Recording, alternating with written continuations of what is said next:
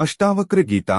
अष्टावक्र कहते हैं कि शरीर को स्वयं से अलग देखो। इसका अर्थ यह नहीं कि शरीर को त्याग दो या नष्ट कर दो। उदाहरण के रूप में यदि आपके सामने एक घड़ा रखा है तो मन में विचार करें कि घड़ा और उसकी मिट्टी अलग अलग है। इसके लिए घड़े को तोड़ने की कोई आवश्यकता नहीं, बल्कि केवल इसके नाम और रूप को समझकर भेद करना ही पर्याप्त है। उसका बड़ा पेट वैसा ही रहने दो, उसका छोटा सा गला भी वैसा ही रहने दो और उसमें पानी भरने की जगह बनी रहने दो। चाहे तो उसमें पानी भरो या ना भरो, इससे कोई फर्क नहीं पड़ता। चाहे उसमें पानी हो, दूध हो या कोई और तरल, घड़े का आकार बड़ा भी हो सकता है या छोटा और उसका गला पतला भी हो सकता है। जैसे सुराही का हमारा उद्देश्य घड़े के आकार या उसमें भरी चीजों से नहीं है, बल्कि हम आपको उसकी मिट्टी की पहचान करवाना चाहते हैं। एक और महत्वपूर्ण बात यह है कि यदि आप इसे इस दृष्टि से देखेंगे कि घड़ा और मिट्टी अलग अलग है तो समझने में भूल हो सकती है। अगर कोई ऐसा सोचता है तो क्षमा करें, लेकिन यह विवेक नहीं बल्कि अज्ञानता है। मिट्टी से घड़ा कभी अलग नहीं हो सकता। घड़े का नाम और रूप भले ही अलग हो, लेकिन उसकी असली प्रकृति मिट्टी ही है। इसी तरह आत्मा से भिन्न ईश्वर, हिरण्यगर्भ, विराट, विश्व, तेजस या प्राज्ञ का कोई स्वतंत्र अस्तित्व नहीं होता, क्योंकि उनकी सत्ता आत्मा की सत्ता पर ही निर्भर है और आत्मा की सिद्धि से ही उनकी सिद्धि होती है। इसलिए स्वयं को इस शरीर से अलग देखना आवश्यक है। श के साथ दो चीजें जुड़ी होती हैं, एक विकार और दूसरी संस्कार। विकार का अर्थ है यह हड्डी, मांस और चमड़े का पुतला जो पंच महाभूतों का परिणाम है। वहीं ब्राह्मण या सन्यास का भाव केवल संस्कार से उत्पन्न होता है। सुपारी का स्वाभाविक रूप तो पंचभूतों का ही विकार है, लेकिन उसमें जो गणेश रूप स्थापित किया जाता है वह पंचभूतों का विकार नहीं होता। वह एक विशेष विधि से मंत्र उच्चारण और संस्कार द्वारा प्रतिष्ठित किया जाता है, जिससे वह गणेश का प्रतीक बन जाता है। पहले वह मात्र सुपारी थी,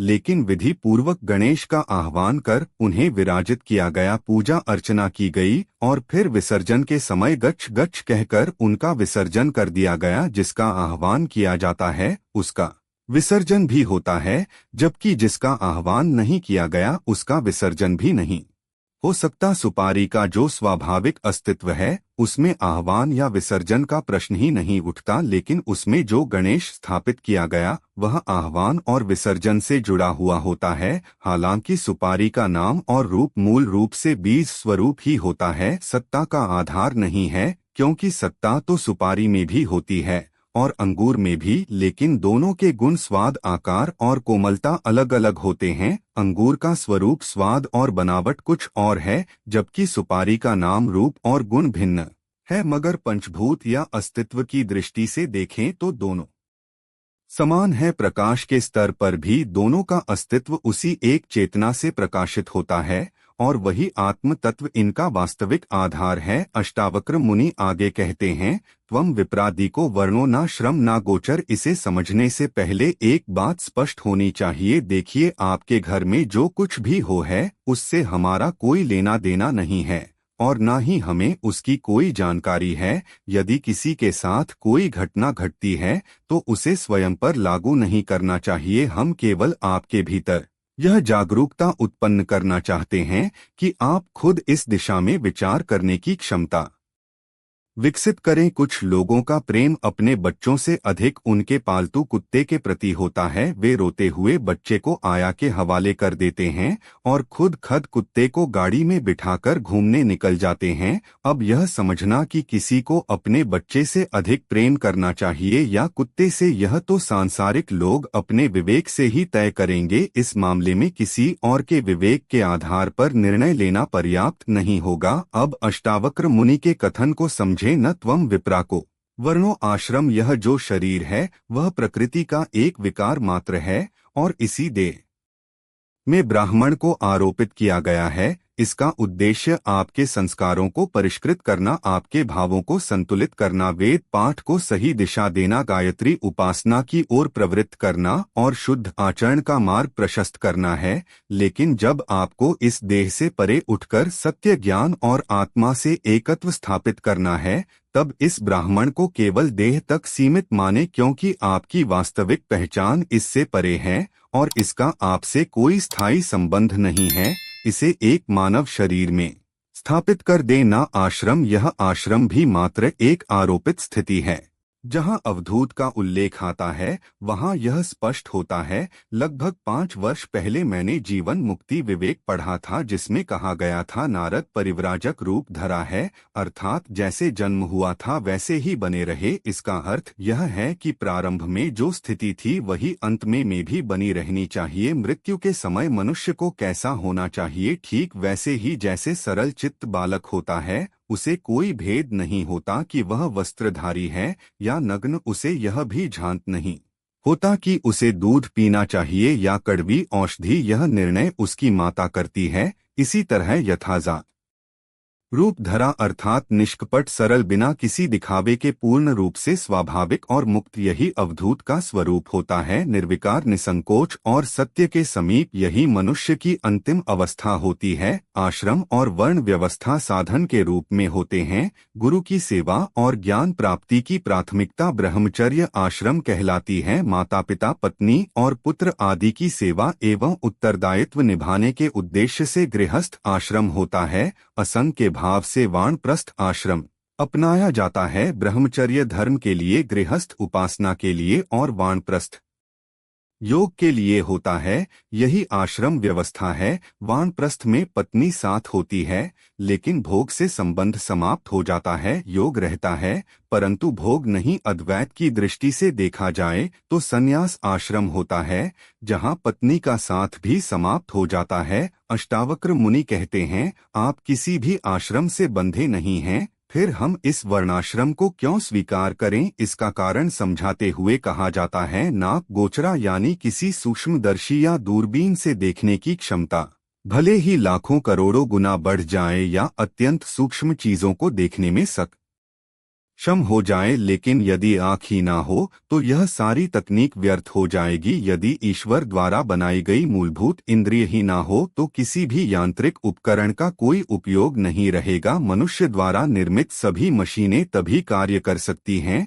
जब वे ईश्वर द्वारा बनाई गई मूल मशीन मानव शरीर के साथ जुड़ी हो। यदि हृदय ना हो, मस्तिष्क ना हो तो कोई भी मशीन, चाहे वह कंप्यूटर ही क्यों ना हो, किसी काम की नहीं। इसीलिए मूल बात यह है कि आप किसी भी इंद्रिय उसके विषय के अधीन नहीं है। विषय का अर्थ है दृश्य, जबकि अक्ष गोचरा का तात्पर्य इंद्रियों की सीमा में आने वाला, अक्ष का तात्पर्य उस धुरी से है जो किसी वाहन के दोनों पहियों को जोड़ती है। इसी प्रकार आत्मा और विषय के बीच जो माध्यम कार्य करता है वही अक्ष कहलाता है। यह वही केंद्र है जिससे यह संसार रूपी गाड़ी गतिमान रहती है।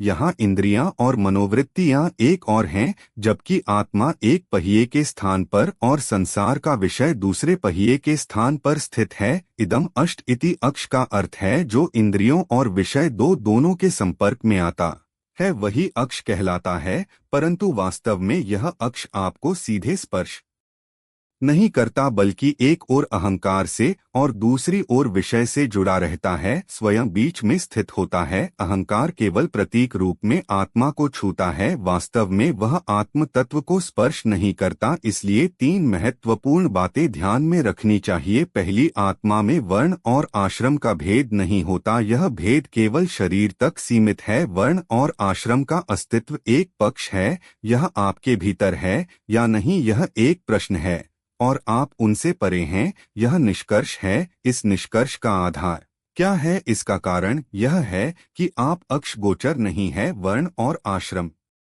केवल उन्हीं में होते हैं जो इंद्रियों के विषय होते हैं, जबकि आप न तो इंद्रियों, न मन, न बुद्धि और न ही अंतकरण के विषय हैं। इसलिए आपके भीतर वर्ण और आश्रम का कोई अस्तित्व नहीं है।